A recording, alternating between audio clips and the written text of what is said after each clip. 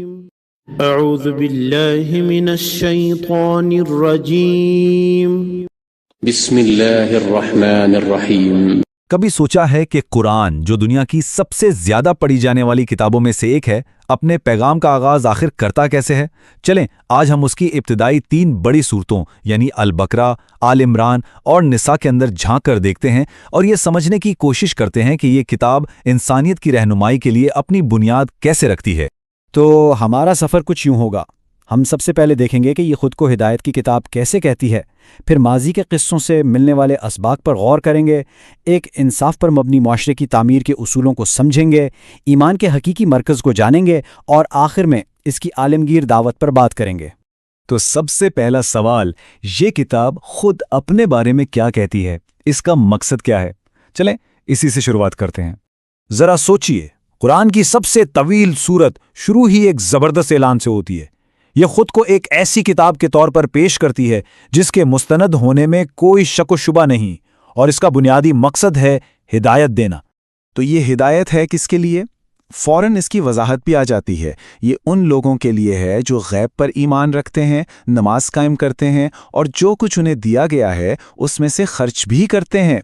تو یہاں صاف پتہ چلتا ہے کہ یہ صرف دل سے ماننے کی بات نہیں بلکہ عمل سے ثابت کرنے کی بھی بات ہے۔ اچھا، تو اب آگے بڑھتے ہیں اور دیکھتے ہیں کہ یہ کتاب اپنے پیغام کو واضح کرنے کے لیے ماضی کی کہانیوں کا استعمال کیسے کرتی ہے، اور ان پیغامبرانہ روایات کا آخر کردار کیا ہے۔ ان صورتوں میں ہم دیکھتے ہیں کہ حضرت آدم، ابراہیم، موسیٰ اور عیسیٰ علیہ السلام جیسے انبیاء کے قصے بار بار سامنے آتے ہیں، اور یہاں نکتہ یہ ہے کہ یہ الگ الگ کہانیاں نہیں ہیں بلکہ یہ ایک ہی سنہری زنجیر کی کڑیاں ہیں جو ایک ہی بنیادی پیغام کو مختلف زمانوں میں پہنچا رہی ہیں۔ تو اس کا مطلب ہے کہ یہ صرف گزرے ہوئے واقعات نہیں ہیں بلکہ یہ تو عملی اسباق ہیں۔ یہ کہانیاں ایک خدا کی عبادت، مخالفت کے باوجود صبر اور نافرمانی کے نتائج جیسے موضوعات کو بالکل واضح کر دیتی ہیں۔ یوں سمجھ لیں کہ یہ ایمان اور عمل کے لیے کیس سٹڈیز کی طرح ہیں۔ تو ان قصوں اور نصیحتوں کے بعد اب رخ ہوتا ہے عملی زندگی کی طرف، یعنی ایک انصاف پر مبنی معاشرہ آخر بنایا کیسے جائے۔ یہاں دیکھیے کہ معاشرتی زندگی کا ایک پورا بلو پرنٹ پیش کیا جا رہا ہے۔ شروعات ہوتی ہے سماج کے سب سے کمزور طبقے کے تحفظ سے، پھر زور دیا جاتا ہے انصاف پر، اور وہ بھی اس حد تک کہ گواہی اپنے خلاف ہی کیوں نہ دینی پڑے، اور پھر خاندانی نظام کو مضبوط رکھنے کے لیے واضح ہدایات دی جاتی ہیں۔ جب بات آتی ہے معاشی اصولوں کی تو یہاں ایک بہت ہی واضح لکیر کھینچی گئی ہے۔ ایک طرف سخاوت اور خیرات کی بھرپور حوصلہ افزائی ہے تو دوسری طرف سود یعنی ربا سے سختی سے منع کیا گیا ہے، جسے استحصالی اور معاشرے کے لیے تباہ کن سمجھا جاتا ہے۔ اور اس تفصیل کو دیکھیے، وراثت کے قانونوں میں مردوں، عورتوں، والدین اور بچوں سب کے لیے بالکل حساب سے حصے مقرر کیے گئے ہیں۔ اس کا مقصد بالکل صاف ہے، دولت کی منصفانہ تقسیم ہو اور آپس کے جھگڑوں سے بچا جا سکے۔ لیکن صرف باہر کی دنیا اور سماج کے قوانین ہی نہیں، یہ کتاب بار بار واپس اس بنیادی سوال کی طرف آتی ہے کہ ایک مومن کے ایمان کا مرکز، اس کی روح آخر ہے کیا؟ پورے پیغام کا جو نچوڑ ہے وہ اس ایک لفظ میں ہے، اسلام، جس کا لفظی مطلب ہی ہے تسلیم کرنا یا خود کو سپرد کر دینا، یعنی اللہ کی مرضی کے سامنے اپنی مرضی کو جھکا دینا۔ تو پھر اس تسلیم کرنے کا مطلب کیا ہے؟ یہ کوئی بے شکل سا احساس نہیں ہے بلکہ یہ ایک پورا منظم عقیدہ ہے جو ان بنیادی ستونوں پر کھڑا ہے: اللہ، اس کے فرشتوں، اس کی کتابوں، اس کے رسولوں اور یوم آخرت پر ایمان لانا۔ اور پھر یہ اہم اصول سامنے آتا ہے: دین میں کوئی زبردستی نہیں۔ یہ جملہ بہت گہرا ہے، یہ صاف کر دیتا ہے کہ ایمان دل سے قبول کرنے اور اختیار کرنے کا نام ہے، کسی ڈنڈے یا زور زبردستی کا نہیں۔ چلیں اب آخری حصے کی طرف چلتے ہیں اور دیکھتے ہیں کہ یہ پیغام صرف ایک خاص گروہ کے لیے نہیں بلکہ اس کی پکار کتنی عام اور عالمگیر ہے۔ یہاں ایک بہت دلچسپ چیز ہے، اس کتاب میں صرف اے مسلمانوں کہہ کر بات نہیں کی گئی بلکہ اے انسانوں، اے بنی اسرائیل اور اے اہل کتاب جیسے الفاظ استعمال کر کے الگ الگ کمیونٹیز سے سیدھا مخاطب ہوا گیا ہے اور انہیں ایک مشترکہ روحانی وراثت کی یاد دلائی گئی ہے۔ یہ آیت تو اتحاد کی دعوت کا ایک بہترین نمونہ ہے۔ اہل کتاب کو ایک مشترکہ کلمے کی طرف بلایا جا رہا ہے، ایک ایسی بات جو سب میں مشترک ہے کہ صرف ایک خدا کی عبادت کی جائے، اختلاف کے بجائے مشترکہ بنیادوں پر جڑنے پر زور ہے۔ تو پھر اتنی ہدایت، تاریخ، قانون اور ایمان کی تفصیل کے بعد آخر میں اس سب کا حاصل کیا ہے؟ کیا پیغام ملتا ہے؟ اور دیکھیے، یہ سفر کسی حکم پر نہیں بلکہ ایک دعا پر ختم ہوتا ہے، ایک بہت ہی عاجزانہ دعا، رحم کی، مغفرت کی اور ہمت کی۔ یہ اس بات کی یاد دہانی ہے کہ تمام رہنمائی کے باوجود آخر میں انسان اپنی کمزوری کو مانتا ہے اور ہمیشہ اللہ کے فضل و کرم کا محتاج رہتا ہے۔ خوش آمدید۔ آج ہمارے سامنے قرآن کی 3 بہت ہی اہم اور بڑی صورتیں ہیں، البقرہ، آل عمران اور النساء۔ جی، یہ قرآن کے بالکل شروع میں آتی ہیں اور ایک طرح سے پورے دین کی بنیاد رکھتی ہیں۔ بالکل۔ ہمارا مقصد کوئی رسمی تفسیر کرنا نہیں، بلکہ یہ سمجھنا ہے کہ ان میں ہمارے لیے کیا اہم نکات ہیں، کیا بڑے قصے ہیں، اور وہ کون سے سماجی اصول ہیں جو ان میں بیان ہوئے ہیں۔ تو چلیں آج ان میں گہرائی سے اترتے ہیں۔ اور یہ واقعی ایک سفر کی طرح ہے۔ یہ تینوں صورتیں مل کر ایک مکمل کہانی سناتی ہیں، ہے نا؟ یہ عقیدے کی بنیادی باتوں سے شروع ہوتی ہیں، پھر تاریخ کی بڑی قوموں کے تجربات سے سبق سکھاتی ہیں، اور آخر میں ایک انصاف پر مبنی معاشرہ بنانے کا پورا نقشہ دیتی ہیں۔ اور سب سے دلچسپ بات یہ ہے کہ یہ سب کچھ آپس میں جڑا کیسے ہوا ہے۔ جی، یہی تو اصل نقطہ ہے۔ تو پھر بالکل شروع سے شروع کرتے ہیں۔ ہدایت، ایمان اور انسان کی کہانی۔ سورۃ البقرہ کے آغاز میں ہی ایک بہت دلچسپ بات کہی گئی ہے۔ یہ وہ کتاب ہے جس میں کوئی شک نہیں، متقین کے لیے ہدایت ہے۔ یہ بات مجھے ہمیشہ سوچنے پر مجبور کرتی ہے کہ یہ کتاب سب کے لیے ہدایت کیوں نہیں، صرف متقین کے لیے کیوں؟ یہ ایک بہت بہت اہم نقطہ ہے۔ اس کا مطلب یہ نہیں کہ یہ دوسروں کے لیے بند ہے، بلکہ یہ کہ اس سے فائدہ وہی اٹھا پائے گا جو سچائی کی تلاش میں ہے۔ اچھا، متقین وہ لوگ ہیں جن کے دل میں یہ خواہش ہے کہ وہ صحیح اور غلط میں فرق کریں اور خود کو برائی سے بچائیں۔ تو یہ طلب کی بات ہے۔ بالکل، یہ ایسے ہی ہے جیسے بارش تو ہر جگہ برستی ہے، لیکن فصل صرف زرخیز زمین پر ہی اگتی ہے۔ تو جس کے دل میں طلب کی زمین زرخیز ہے، یہ ہدایت کی بارش اس کے لیے ہے۔ واہ، یہ بہت اچھی مثال ہے۔ اور اسی ابتدائی حصے میں انسانیت کی ابتدا کا وہ عظیم قصہ آتا ہے، حضرت آدم علیہ السلام کی تخلیق کا۔ جی، جب اللہ نے فرشتوں سے کہا کہ میں زمین میں ایک خلیفہ بنانے والا ہوں، تو فرشتوں کا سوال بہت منطقی لگتا ہے نا؟ بالکل۔ کہ وہ فساد کرے گا، خون بہائے گا۔ جی، اور اللہ کا جواب، میں وہ جانتا ہوں جو تم نہیں جانتے، آج بھی بہت گہرا محسوس ہوتا ہے۔ اس قصے میں انسان کے وجود کا پورا فلسفہ چھپا ہے۔ پہلی چیز جو اللہ نے آدم کو دی وہ علم تھا، چیزوں کے ناموں کا علم، جو فرشتوں کو بھی نہیں تھا۔ اس سے انسان کی فضیلت ثابت ہوئی۔ جی، کہ انسان کی فضیلت کی بنیاد علم ہے۔ دوسری چیز اس کا رتبہ ہے، خلیفہ یعنی نائب، یعنی ذمہ داری۔ لیکن تیسری اور شاید سب سے اہم بات انسان کی کمزوری اور پھر اس کی تلافی کا نظام ہے۔ آدم اور حوا سے غلطی ہوئی، وہ بھول گئے، لیکن انہوں نے فوراً اپنی غلطی مانی اور توبہ کی۔ فَتَلَقَّى آدَمُ مِن رَبِّهِ كَلِمَاتٍ فَتَابَ عَلَيْهِ۔ بالکل، یہ انسانی فطرت کا بنیادی پیکج ہے، علم، اختیار، غلطی کرنے کی صلاحیت اور پھر معافی مانگ کر واپس پلٹنے کا راستہ۔ تو ایمان کی ان بنیادی تعریفوں کے بعد قرآن فوراً ایک لمبی تاریخی مثال پیش کرتا ہے۔ جی، ایک کیس سٹڈی کی طرح۔ ہاں، جیسے وہ کہہ رہا ہو کہ یہ صرف نظریات نہیں ہیں، دیکھو جب ایک قوم نے ان اصولوں کو توڑا تو کیا ہوا، اور یہ مثال بنی اسرائیل کی ہے۔ جی، اور سورۃ البقرہ میں یہ بہت تفصیل سے ہے۔ اللہ نے ان پر بے شمار نعمتیں کیں، فرعون جیسے ظالم سے نجات دلائی، سمندر کو ان کے لیے پھاڑ دیا، صحرا میں من و سلوہ اتارا۔ یہ سب معجزے تھے، لیکن ان نعمتوں کے جواب میں ان کا رویہ کیسا رہا؟ جب حضرت موسیٰ اللہ سے احکامات لینے کوہ طور پر گئے تو پیچھے قوم نے سونے کا بچڑا بنا کر پوجا شروع کر دی۔ توحید کا سب سے بڑا سبق بھول کر شرک میں مبتلا ہو گئے فوراً۔ اور پھر وہ گائے کو ذبح کرنے والا واقعہ، یہ مجھے ہمیشہ بہت عجیب لگتا ہے، ایک قتل کا معاملہ حل کرنے کے لیے گائے ذبح کروانا۔ ہاں، آپ کا سوال بالکل درست ہے۔ یہ واقعہ بظاہر عجیب لگتا ہے، لیکن یہ بنی اسرائیل کی نفسیات کو ظاہر کرتا ہے۔ اچھا، وہ کیسے؟ ان سے ایک سادہ سا حکم مانگا گیا تھا، لیکن انہوں نے سیدھا عمل کرنے کے بجائے ہیل و حجت شروع کر دی۔ وہ گائے کیسی ہو، اس کا رنگ کیسا ہو، اس کی عمر کیا ہو، وہ کام کرتی ہو یا نہ کرتی ہو۔ بالکل، یہ سوالات علم کے لیے نہیں تھے، بلکہ کام سے بچنے کے بہانے تھے۔ اچھا، یہ ظاہر کرتا ہے کہ جب کسی قوم میں حکم ماننے کا جذبہ ختم ہو جائے تو وہ آسان کاموں کو بھی خود پر مشکل بنا لیتی ہے۔ تو یہ اصل میں اطاعت کے رویے کا امتحان تھا۔ جی، قرآن کہتا ہے بالآخر انہوں نے اسے ذبح تو کر دیا، لیکن لگتا نہیں تھا کہ وہ ایسا کریں گے۔ اچھا، تو حضرت موسیٰ علیہ السلام کی قوم کی اس لمبی تاریخ سے گفتگو کا رخ سورت آل عمران میں ایک دم بدل جاتا ہے اور ایک اور عظیم پیغمبر حضرت عیسیٰ علیہ السلام پر مرکوز ہو جاتا ہے۔ جی، اور دلچسپ بات یہ ہے کہ کہانی ان سے نہیں بلکہ ان کی والدہ حضرت مریم سے شروع ہوتی ہے۔ اس کی کیا خاص وجہ ہے؟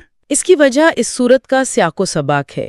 یہ سورت عیسائی وفود کے ساتھ جو مکالمے ہوئے ان کے پس منظر میں نازل ہوئی۔ اچھا، اس لیے اس میں ان کے عقائد کو بہت احترام اور وضاحت کے ساتھ مخاطب کیا گیا ہے۔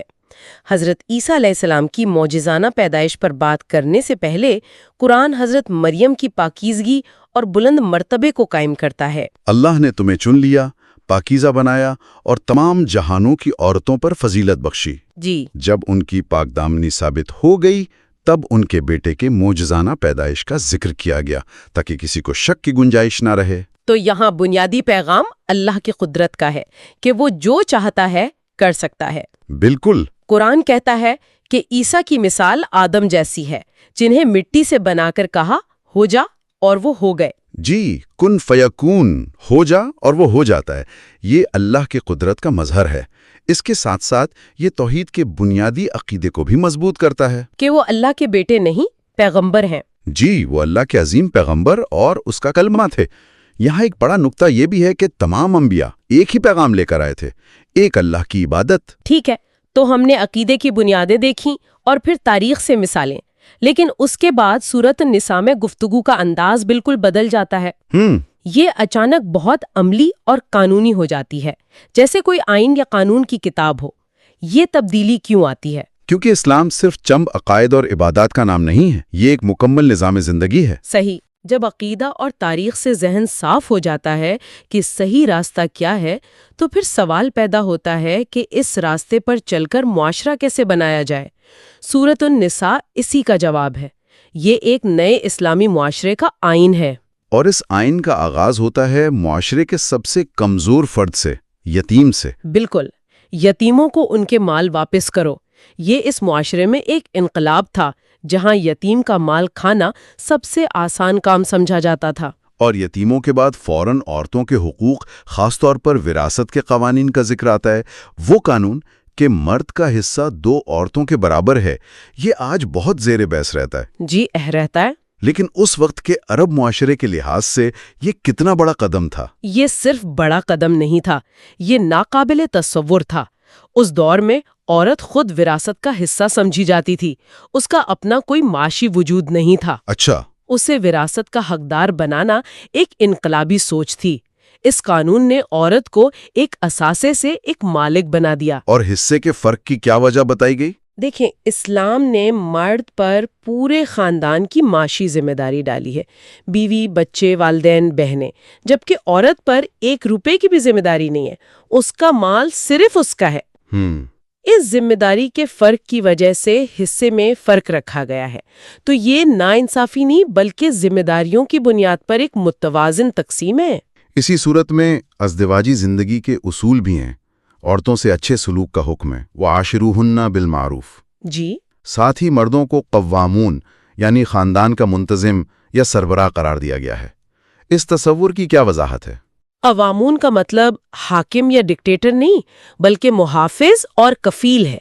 قرآن نے اس کی 2 وجوہات بتائی ہیں، ایک مرد کی فطری صلاحیتیں اور دوسری اس کی معاشی ذمہ داریاں۔ تو یہ ایک انتظامی کردار ہے۔ جی بالکل، ایک انتظامی کردار، جیسے کسی ادارے کا سربراہ ہوتا ہے تاکہ خاندان کا نظام احسن طریقے سے چل سکے، لیکن اس سربراہی کو اچھے سلوک اور باہمی مشاورت کے ساتھ مشروط کیا گیا ہے۔ مجھے ایک بات بڑی دلچسپ لگتی ہے کہ عقیدے اور تاریخ کے فوراً بعد گفتگو روزمرہ زندگی کے معاملات پر آ جاتی ہے۔ پیسہ، جنگ، روزے۔ صحیح پکڑا آپ نے۔ جیسے دین صرف مسجد کے لیے نہیں بلکہ بازار اور میدان جنگ کے لیے بھی ہے۔ بالکل، یہی اسلام کا تصور دین ہے جو زندگی کے ہر شعبے پر محیط ہے۔ آپ دیکھیں سورۃ البقرہ میں روزے کا حکم آتا ہے، تم پر روزے فرض کیے گئے تاکہ تم تقوی اختیار کرو۔ یہ روحانی تربیت ہے۔ اور اسی کے ساتھ معاشی تربیت بھی ہے۔ سود یعنی ربا کو سختی سے حرام قرار دیا گیا ہے۔ کیوں؟ کیونکہ سود ایک استحصالی نظام ہے جس میں امیر غریب کے پیسے سے پیسہ بناتا ہے اور دولت چند ہاتھوں میں جمع ہوتی رہتی ہے۔ جی، اس کے مقابلے میں صدقہ اور خیرات کی ترغیب دی گئی جس سے دولت گردش میں آتی ہے اور معاشرے کے ضرورت مندوں تک پہنچتی ہے۔ سورۃ البقرہ میں ایک اور بہت بڑا واقعہ قبلہ کی تبدیلی کا ہے، بیت المقدس سے خانہ کعبہ کی طرف۔ بظاہر یہ صرف نماز کی سمت بدلنے کا معاملہ تھا، لیکن اس پر اس وقت بہت بڑا طوفان کھڑا ہو گیا تھا۔ جی، یہ صرف ایک سمت کی تبدیلی نہیں تھی، یہ مسلمانوں کی ایک الگ اور مستقل شناخت قائم کرنے کی علامت تھی۔ اچھا، اس سے پہلے مسلمان یہود و نصارہ کے قبلے کی طرف ہی رخ کر کے نماز پڑھتے تھے۔ اس تبدیلی نے انہیں ایک الگ امت کے طور پر ممتاز کر دیا، اور یہ ایک بہت بڑا امتحان بھی تھا۔ کس کے لیے؟ اس نے واضح کر دیا کہ کون ہے جو صرف روایات سے جڑا ہے اور کون ہے جو اللہ اور اس کے رسول کے حکم کی پیروی کرتا ہے، چاہے وہ سمجھ میں آئے یا نہ آئے۔ اور آخر میں جنگ اور امن کے اصول۔ اللہ کی راہ میں ان سے لڑو جو تم سے لڑتے ہیں، مگر زیادتی نہ کرو۔ جی، یعنی جنگ کی اجازت بھی دفاعی ہے، اور اس میں بھی حدود کا خیال رکھنے کا حکم ہے۔ جی، اور یہ بہت اہم ہے۔ اسلام نے جنگ کو بھی اخلاقی اصولوں کا پابند بنایا، زیادتی سے منع کیا، عورتوں، بچوں، بوڑھوں کو نشانہ بنانے سے روکا۔ یہ سب اصول مل کر ایک مکمل ضابطۂ حیات کی تصویر پیش کرتے ہیں۔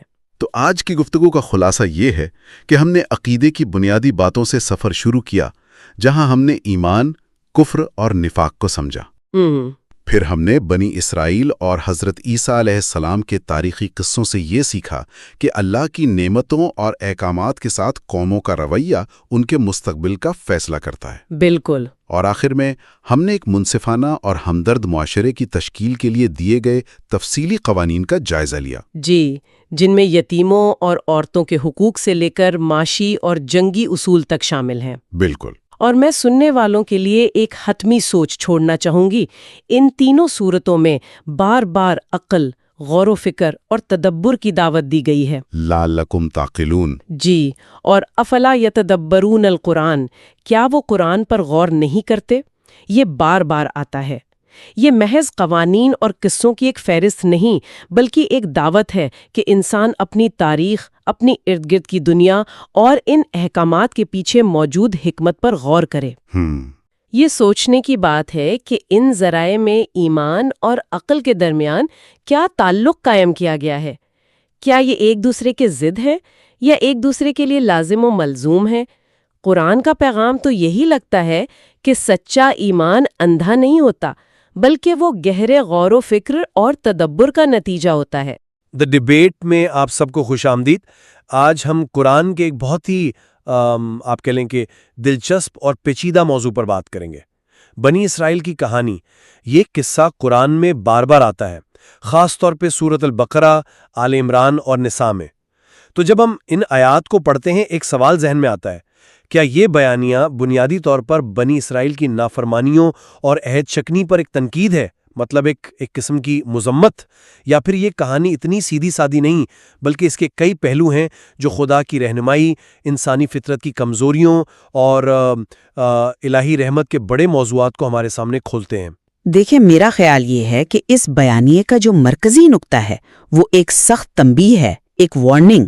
یہ ہمیں دکھاتا ہے کہ جب کوئی قوم اللہ کی نعمتوں کی ناشکری کرتی ہے اور بار بار عہد توڑتی ہے تو اس کے نتائج کتنے سنگین ہو سکتے ہیں۔ اور میں اس سے تھوڑا مختلف سوچتی ہوں۔ میرے نزدیک یہ صرف مذمت کی کہانی نہیں ہے۔ اگر آپ غور سے دیکھیں تو یہ اللہ کے بے مثال صبر، اس کی مسلسل رہنمائی اور بخشش کی بھی داستان ہے۔ یہ کہانی انسانی غلطیوں کے ساتھ ساتھ توبہ اور رحمت کی امید کو بھی نمایاں کرتی ہے۔ یعنی یہ صرف ایک قوم کا قصہ نہیں، بلکہ یہ خدا اور انسان کے تعلق کی گہرائیوں کو سمجھنے کی ایک کوشش ہے۔ چلیں پھر اسی سے شروع کرتے ہیں۔ دیکھیں، میرا نقطہ نظر یہ ہے کہ قرآن ان کی تاریخ کو ایک عبرت کے طور پر پیش کرتا ہے، تاکہ بعد میں آنے والی امتیں، خاص طور پر امت محمدیہ، ان غلطیوں سے سبق سیکھیں۔ قرآن جس طرح ان کے واقعات کو بیان کرتا ہے، اس میں ایک واضح پیٹرن نظر آتا ہے۔ بار بار ان کی نافرمانیوں پر زور دیا گیا ہے۔ سب سے بڑی مثال جو ہمارے سامنے آتی ہے وہ بچھڑے کی پوجا کا واقعہ ہے۔ وَإِذْ وَعَدْنَا مُوسَىٰ 40 لَيْلَةً ثُمَّ اتَّخَذْتُمُ الْعِجْلَ مِن بَعْدِهِ، یعنی موسیٰ 40 راتوں کے لیے کوہ طور پر گئے اور پیچھے قوم نے بچھڑے کو پوجنا شروع کر دیا۔ یہ کوئی چھوٹی غلطی نہیں تھی، یہ توحید کے بنیادی اصول سے ایک کھلا انحراف تھا۔ پھر انبیاء کو ناحق قتل کرنے کا ذکر ہے، وَيَقْتُلُونَ النَّبِيِّينَ بِغَيْرِ الْحَقِّ، اور اس سے بھی بڑھ کر اللہ کے کلام میں جان بوجھ کر تحریف کرنا، جیسا کہ آیت یحرفونہ من بعد ما عقلوہ وہم یعلمون میں ہے۔ یہاں عقلوہ کا لفظ بہت اہم ہے، یعنی اسے اچھی طرح سمجھنے کے بعد انہوں نے اسے بدلا۔ یہ کوئی لا علمی کا گناہ نہیں، یہ دانشورانہ بددیانتی ہے جو زیادہ سنگین ہے۔ ان تمام واقعات کو جب ہم اللہ کی نعمتوں کے پس منظر میں دیکھتے ہیں، جیسے فرعون سے معجزانہ نجات، صحرا میں من و سلوہ کا اترنا، تو ان کی ناشکری اور بغاوت کا رویہ مزید واضح ہو جاتا ہے۔ اس لیے میں سمجھتی ہوں کہ اس کہانی کا بنیادی مقصد ایک سخت انتباہ ہے۔ آپ نے جن واقعات کا ذکر کیا وہ بالکل درست ہے اور ان کی سنگینی سے انکار ممکن نہیں، لیکن میں سمجھتی ہوں کہ اگر ہم صرف ان واقعات پر توجہ مرکوز کریں گے تو ہم تصویر کا دوسرا اور شاید زیادہ اہم رخ دیکھنے سے قاصر رہیں گے۔ آپ نے بچھڑے کی پوجا کا ذکر کیا، جو بلا شبہ ایک بہت بڑا گناہ تھا، لیکن اس واقعے کے فوراً بعد قرآن کیا کہتا ہے؟ ثم عفونا عنکم من بعد ذالک لعلکم تشکرون، یعنی پھر ہم نے اس کے بعد بھی تمہیں معاف کر دیا تاکہ تم شکر گزار بنو۔ یہ بات مجھے ہمیشہ آپ کہہ لیں کہ حیران کرتی ہے۔ اتنے بڑے گناہ کے بعد کہانی مذمت پر ختم نہیں ہوتی بلکہ معافی پر ختم ہوتی ہے۔ یہ الہی رحمت کی کتنی بڑی مثال ہے۔ یہ صرف ایک تاریخی واقعہ نہیں، یہ امید کا ایک ابدی پیغام ہے۔ اسی طرح قرآن بار بار انہیں یاد دلاتا ہے وَأَنِّي فَضَّلْتُكُمْ عَلَى الْعَالَمِينَ، یعنی کہ میں نے تمہیں تمام جہانوں پر فضیلت دی۔ یہ یاد دہانی ان کی غلطیوں کے ذکر کے ساتھ ساتھ چلتی ہے۔ اس کا مطلب یہ ہے کہ اللہ انہیں دھتکار نہیں رہا بلکہ انہیں ان کی اصل حیثیت اور ذمہ داری یاد دلا رہا ہے۔ تو یہ بیانیہ صرف ناکامیوں کی فہرست نہیں بلکہ یہ گناہ، توبہ، رحمت اور مسلسل رہنمائی کے ایک سائیکل کو بیان کرتا ہے جو صرف بنی اسرائیل تک محدود نہیں بلکہ پوری انسانیت پر لاگو ہوتا ہے۔ لیکن اس سائیکل میں عہد شکنی کا عنصر بہت نمایاں ہے۔ قرآن کہتا ہے أَوَكُلَّمَا عَاهَدُوا عَهْدًا نَبَذَهُ فَرِيقٌ مِّنْهُمْ، یعنی کیا ہمیشہ ایسا نہیں ہوا کہ جب بھی انہوں نے کوئی عہد کیا ان میں سے ایک گروہ نے اسے اٹھا کر پھینک دیا۔ یہاں زور کلما پر ہے، یعنی جب بھی۔ یہ ایک بار کی غلطی نہیں، ایک مستقل رویہ ہے، ایک پیٹرن ہے۔ یہ صرف وعدہ خلافی نہیں تھی، یہ ایک قومی شناخت اور مقصد سے انحراف تھا جس سے وہ بار بار گزرے۔ جب ایک قوم اپنے بنیادی عہد سے ہی مخلص نہ رہے تو پھر باقی سب کچھ بے معنی ہو جاتا ہے۔ یہ اس بات کی علامت ہے کہ وہ اس رہنمائی کے بوجھ کو اٹھانے کے اہل نہیں رہے۔ میں آپ کی بات سمجھتی ہوں، لیکن کیا ہم اس آیت کو ایک اور زاویے سے نہیں دیکھ سکتے؟ بار بار عہد کا لیا جانا انسان کی طرف سے اسے توڑنے کے باوجود یہ اللہ کی طرف سے تعلق قائم رکھنے کی شدید خواہش کو ظاہر کرتا ہے۔ اگر مقصد صرف مذمت ہوتا تو ایک بار عہد توڑنے کے بعد بات ختم ہو جاتی، رشتہ ہمیشہ کے لیے ٹوٹ جاتا، لیکن اللہ نے انہیں بار بار موقع دیا۔ سورۃ البقرہ کی آیت اوفو بعہدی اوفی بعہدکم، میرے عہد کو پورا کرو میں تمہارے عہد کو پورا کروں گا، اس پر غور کریں۔ یہ ایک کھلی دعوت ہے، ایک دو طرفہ تعلق کی پیشکش، نہ کہ صرف ایک تاریخی جرم کی یاد دہانی۔ اچھا، یہ آیت ماضی کے صیغے میں نہیں بلکہ حال اور مستقبل کے لیے ایک حکم ہے۔ یہ ظاہر کرتا ہے کہ تعلق کی بحالی اور توبہ کا دروازہ ہمیشہ کھلا رکھا گیا۔ تو ہاں، عہد شکنی انسانی کمزوری تھی، لیکن عہد کا بار بار پیش کیا جانا الہی رحمت اور استقامت کی سب سے بڑی دلیل ہے۔ یہ ایسے ہی ہے جیسے کوئی باپ اپنے بھٹکے ہوئے بیٹے کو بار بار گھر واپس بلائے۔ بیٹے کا بھٹکنا اس کی کمزوری ہے، لیکن باپ کا بار بار بلانا اس کی محبت ہے۔ محبت اور رحمت اپنی جگہ، لیکن ان کے رد عمل کو کیسے نظر انداز کیا جا سکتا ہے؟ آپ معجزات کی بات ہی لے لیں، سمندر کا 2 حصوں میں بٹ جانا، وَإِذْ فَرَقْنَا بِكُمُ الْبَحْرَ، اور فرعون جیسے ظالم کا اپنی آنکھوں کے سامنے غرق ہونا، یہ کوئی معمولی واقعہ نہیں تھا۔ یہ ایک ایسی نشانی تھی جسے دیکھ کر پتھر دل بھی موم ہو جائیں۔ لیکن اس کے فوراً بعد کیا ہوا؟ وہ ایک ایسی قوم کے پاس سے گزرے جو بتوں کی پوجا کر رہی تھی اور کہنے لگے، اے موسیٰ، ہمارے لیے بھی ایک ایسا ہی معبود بنا دو۔ جی، پھر صحرا میں جب اللہ نے ان کے لیے آسمان سے من و سلوہ اتارا تو کچھ عرصے بعد وہ کہنے لگے، لن نصبر علی طعام واحد، ہم ایک ہی کھانے پر صبر نہیں کر سکتے۔ اور سب سے بڑھ کر جب ان سے کہا گیا کہ اللہ پر ایمان لاؤ تو ان کا مطالبہ تھا، لن نؤمن لک حتی نری اللہ جہرتاً، ہم تم پر ہرگز ایمان نہیں لائیں گے جب تک اللہ کو کھلم کھلا نہ دیکھ لیں۔ یہ رویہ کیا ظاہر کرتا ہے؟ یہ صرف انسانی کمزوری نہیں، یہ ایک گہری روحانی بیماری کی علامت ہے۔ قرآن اسے ثم قست قلوبکم من بعد ذلک فہی کالحجارۃ او اشد قسوۃ کہہ کر بیان کرتا ہے، یعنی پھر اس کے بعد تمہارے دل سخت ہو گئے، پتھروں کی طرح، بلکہ ان سے بھی زیادہ سخت۔ یہ ایک بہت طاقتور نقطہ ہے، لیکن یہاں ایک بہت دلچسپ نفسیاتی سوال پیدا ہوتا ہے۔ کیا ایسا ممکن ہے کہ مسلسل معجزات دیکھنے سے انسان ان کا عادی ہو جاتا ہے اور ان کی قدر کھو دیتا ہے؟ شاید اصل سبق یہ ہے کہ ایمان صرف بیرونی نشانیوں اور معجزات پر نہیں ٹک سکتا، بلکہ اس کی بنیاد اندرونی شکر گزاری اور معرفت پر ہونی چاہیے۔ اور آپ کی بات کو آگے بڑھاتے ہوئے، ان کی مسلسل شکایات اور مطالبات کے باوجود معجزات کا جاری رہنا کس چیز کی طرف اشارہ کرتا ہے؟ یہ اللہ کے غیر معمولی صبر اور اس کی صفت حلم کو ظاہر کرتا ہے۔ اگر مقصد صرف ان کی ضد کو دکھانا ہوتا تو پہلی شکایت پر ہی من و سلوہ بند ہو جاتا، لیکن اللہ نے ان کی ضروریات پوری کرنا جاری رکھا، حتیٰ کہ جب انہوں نے زمین کی سبزیاں مانگی تو اس کا بھی بندوبست کرنے کا طریقہ بتایا گیا۔ اس سے ہمیں انسان کے بارے میں اتنا ہی سبق ملتا ہے جتنا خدا کی ذات کے بارے میں۔ یہ ہمیں سکھاتا ہے کہ اللہ کا اپنی مخلوق کے ساتھ معاملہ کیسا ہوتا ہے، حتیٰ کہ ناشکری کرنے والی مخلوق کے ساتھ بھی۔ وہ فوری طور پر سزا نہیں دیتا، بلکہ مہلت دیتا ہے، سمجھاتا ہے اور رہنمائی کرتا رہتا ہے۔ لیکن اس ساری مہلت اور رہنمائی کا نتیجہ کیا نکلا؟ دلوں کا مزید سخت ہو جانا۔ اسی لیے میں سمجھتا ہوں کہ اس بیانیے کا اصل مقصد قرآن کے اولین مخاطبین یعنی امت محمدیہ کو نصیحت کرنا ہے۔ قرآن جب یا بنی اسرائیل کہہ کر انہیں مخاطب کرتا ہے تو دراصل وہ مسلمانوں کو خبردار کر رہا ہوتا ہے۔ یہ ایک ادبی اسلوب ہے جسے تصریف کہتے ہیں، جہاں ایک گروہ کے تجربات سے سب کو سبق سکھایا جاتا ہے۔ قرآن یہ کہہ رہا ہے کہ دیکھو، ایک قوم کو بے شمار نعمتیں، واضح نشانیاں اور براہ راست الہی رہنمائی دی گئی، لیکن انہوں نے ناشکری کی، عہد توڑا اور اپنے انبیاء کی تعلیمات کو پسے پشت ڈال دیا، جس کے نتیجے میں وہ اللہ کی رحمت اور قیادت کے منصب سے دور ہو گئے۔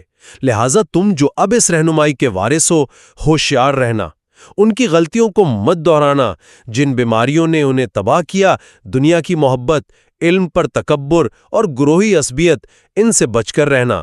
یہ ایک تاریخی سبق ہے جسے مستقبل کی تعمیر کے لیے استعمال کیا جانا چاہیے۔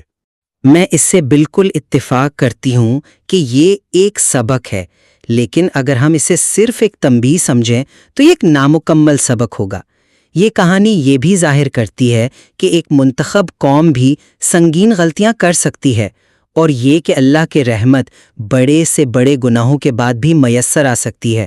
یہ احتساب اور مغفرت کا ایک آفاقی اصول قائم کرتا ہے جو صرف ایک قوم کی مذمت کرنے کے بجائے تمام انسانیت پر لاگو ہوتا ہے۔ صحیح۔ یہ بیانیہ ہمیں سکھاتا ہے کہ اللہ کے ہاں فضیلت کا معیار کسی نسل یا قوم سے تعلق نہیں، بلکہ تقوی اور عہد کی پاسداری ہے۔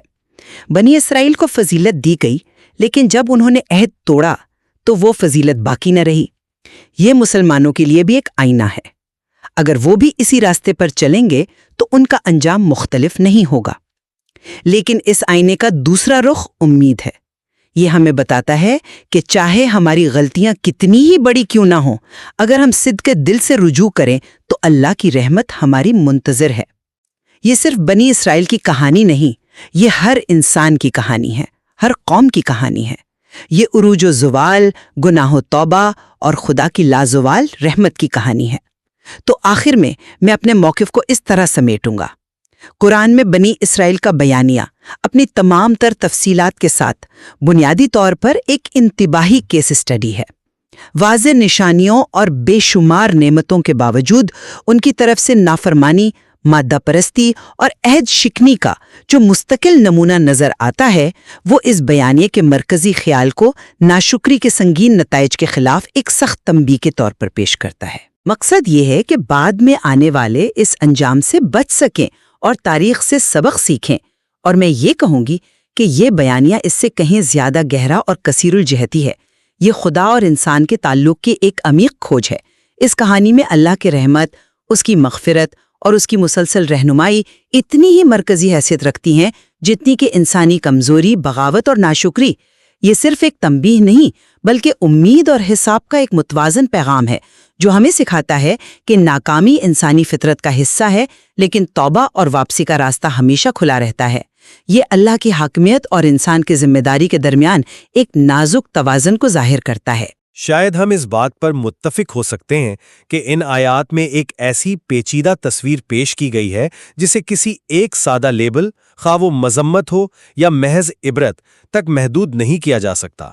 یہ کہانی ہمیں چیلنج کرتی ہے کہ ہم اپنی تاریخ اور اپنے حال پر گہرائی سے غور کریں۔ بالکل، یہ مواد ایمان، تاریخ، انسانی نفسیات اور الہی انصاف جیسے بڑے موضوعات پر غور و فکر کے لیے ایک وسیع میدان فراہم کرتا ہے، اور شاید اس گفتگو کا اصل مقصد بھی یہی ہے کہ ہم ان گہرے سوالات پر سوچتے رہیں، کیونکہ ان کے جوابات میں ہی ہماری اپنی نجات کا راستہ پوشیدہ ہے۔